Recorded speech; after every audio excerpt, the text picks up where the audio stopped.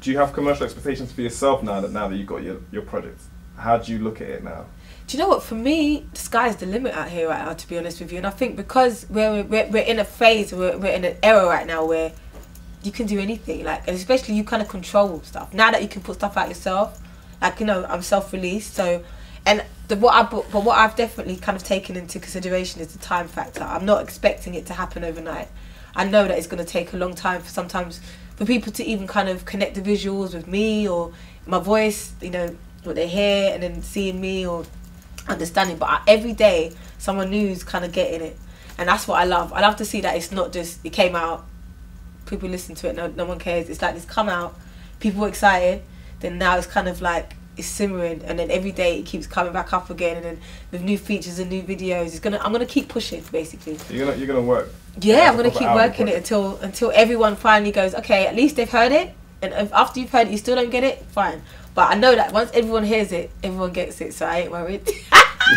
do you see yourself as a touring artist as well? Yes, definitely. That people need to see you live. Definitely. And that's where you win. Definitely. I think for me, everything, all the other stuff that's work for me, even though I love it.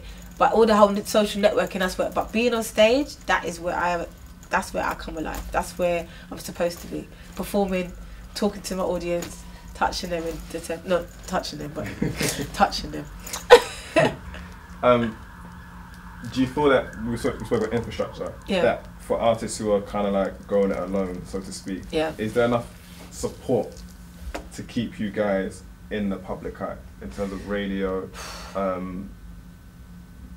print magazines? I mean, is that still there to help the independents, or is it still major label artists orientated? Do you know what? I think it's changing a lot, because I think, you know what it is as well with the public and the consumer, they're not stupid anymore. Not saying they were stupid ever before, but they've realised that the radio and certain broadsheets or even certain publications or even blogs are not always showcasing everything. So a lot of people are actually going out and finding stuff themselves, you know. So I think even the more you're outperforming, the more you kind of, it's very important to still go out to kind of source your fans too, because some people are not always necessarily on the internet. So I think it does still help you, but I think there's so much out at the moment. There's so much talent out there, and there's so much that gets overlooked and doesn't get seen. And obviously not everybody can cover everything, because there's only so many hours in the day, and there's only so much attention people will have, do you know what I mean, at a time. So I think it's still there, it does help, but I'm lucky because in a way, you know, I've had a history, so the fact that I'm even still getting mentioned in any way is because of my history. I don't know if I didn't have that history, how easy it would be for me to get into the system. I'm not gonna lie, it might have been harder. The thing that I've just, you know, I was picking up is, you say that music is it's a livelihood. Yes. And many people are not making any form of livelihood from music. Is there any knowledge or advice you can impart to them about just how to get it closer to it being a livelihood as opposed to just a free download hobby? Yeah, like, you know what, you have to set your standards. You have to tell people, you know, if you keep giving away free downloads, then people are going to just think, oh yeah, there's an artist you can just get free music from. Of course, initially when you start out, you have to obviously kind of get people on board. But then it gets to a point when it's like, okay, buy my single. If you don't, do you know what I mean? Don't make it a thing of keep giving them free stuff. But also, I think as an artist, you also have to be realistic. Try and have another side job on the side just to make sure that you're okay, so you're not sitting there struggling. Because it's not 24 hours in a day that you can only do music, do you know what I mean? There's other things that you can do. But as an artist as well, right, make sure that your stuff is original. Because that way you get your publishing and you get your syncs. Every time you get played, sign up to PPL, sign up to PRS. All those things will make you money. But just keep churning out music and keep putting music out as much as you can. Yeah. How long did that take you to create? Do you know what? The actual album, if I'll be honest, it took about maybe 2 weeks to do. Because I wrote the songs within 2 minutes. Because once I feel it, it's just there. But it's just getting it at home, getting all the visuals right, making sure that, you know, it's getting placed here and there. It took at least a good year and something, because understand, I know my vision, I have faith, and I know where I'm gonna go. But sometimes just to make someone else understand that, it might take a minute just for them to see. Because a lot of people around me are business people, so they're like, oh, but is it gonna make money? But then once they get over the money side of things and realize, you know what, if we put it out there and help you create something, then it will make money. It's about the longer picture, you know. So when you're writing all these, you know, great songs. How, and then people are like, well, we can only have this amount.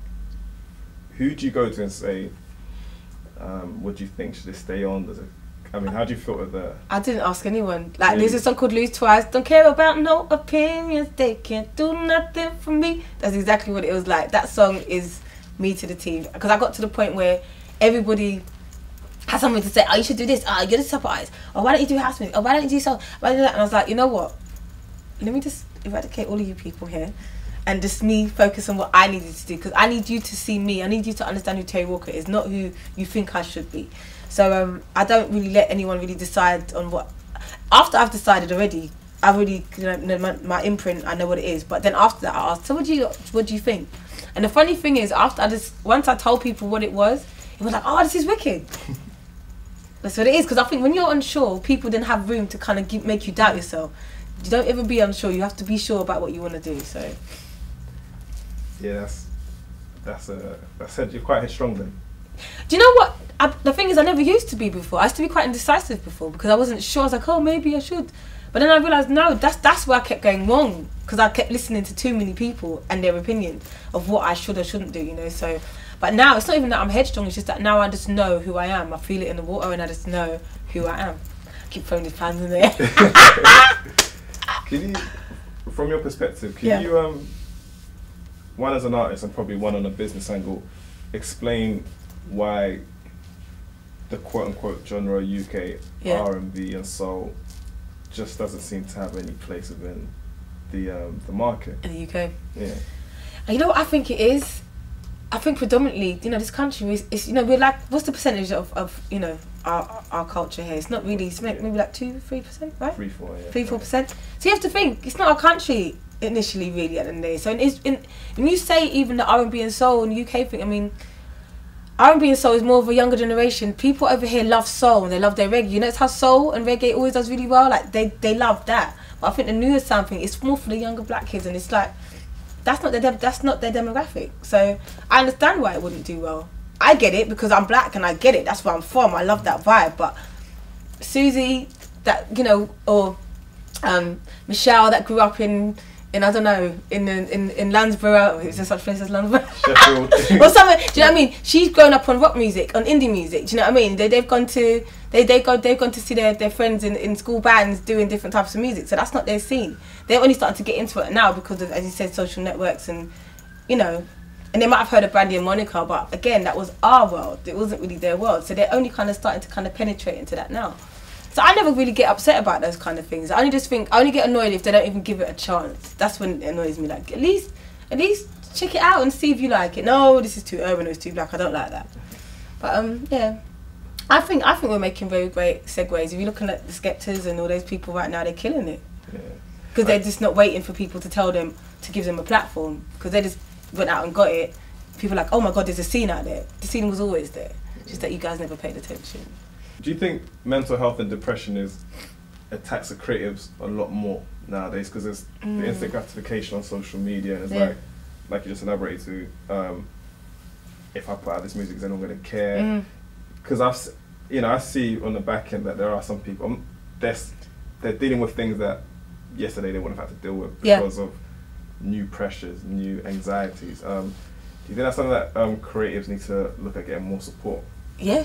Because the thing is, you know, the problem is we're in it's such a rat race out here, isn't it? Everybody's trying to make that money. Everyone's trying to be the biggest this. Everyone's trying to make more than that person. And it's like, and then you've got all these people that always, you know, those internet trolls that are on there cussing you like, oh, you're rubbish, no one cares about you. Da, da, da. And then if you're that person, you haven't got the right infrastructure around you and no one's understanding what you're trying to do, you start to believe it, you know? And it is quite, and it's a little bit of a, not even a sickness, but it's like you have to get to the point where you cannot let other people even decide or make you, you know, decide how you should feel, you know. And I think it's very hard if you're not a strong person within yourself. A lot of people can fall to the wayside if you don't have the right support. But then some people don't have any support and still manage to get through. So it's something that you have to really build up yourself and become resilient to all this kind of negativity. So I try to keep it positive as much as I can. I try to laugh as much as I can. I really try to just not have too much negativity or you can't do this type of energy around me. I try to have people that try to find solutions at all times. But it's not easy when we're in a world where every day something crazy is happening. Someone's getting killed, you know, politics, or you know, this person's worried about their weight, or I'm too skinny, or I'm too dark, I'm too light. It's like there's so much. So in closing, let's give people the plug. You know, what does entitled actually mean to you? Oh my god, entitled means to me that you deserve to be here. That each and every one of us deserves to be here. No one's bigger or better than anyone else. You are unique within yourself, and you are allowed to be able to shine. And I think entitled is there for anyone that's ever doubted themselves and sometimes feels like there's no one there to understand what they're going through. I understand you might not have someone there immediately there, but if you listen to my album, I'm here. So if you buy entitled and you're going through anything like that, that will be one of your, saving graces.